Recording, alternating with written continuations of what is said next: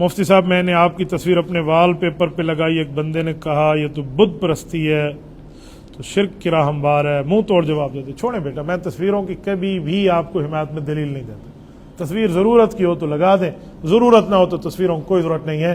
کوئی بندہ بیانات کی بات کرے، دین کی بات کرے، اس کی جگہ دین کی پوسٹ لگا دیں، کوئی نہیں مسئلہ۔ ویڈیو جو دین کے بارے میں ہو نا اس کو لگا دیں۔ تصویروں کے معاملے میں میں کبھی تصویروں کو حق میں نہیں ہوں۔ جو لوگ تصویریں ہمارے ساتھ بناتے ہیں انہوں نے، میں کہتا ہوں اپنی مرضی پہ بنانا، قیامت کے دن آپ جانے اور وہ جانے۔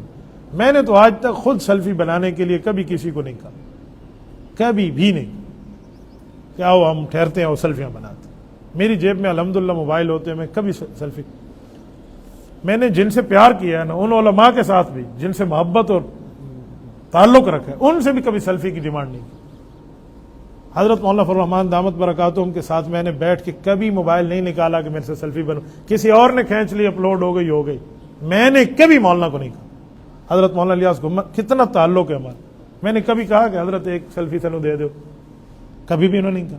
اسی طرح پیر ذوالفقار صاحب بیٹھے، میری امام کعبہ سے ملاقات ہو چکی، ایک امام کعبہ سے ہم نے اس دن دعا سیکھی، میں نے نہیں نکالا جیب سے موبائل، امام آئی ایم ود امام کعبہ، ہاں وہ جیسے لگاتے ہیں نا، یہ غلط سوچ الحمدللہ کبھی دماغ میں آئی بھی نہیں ہے۔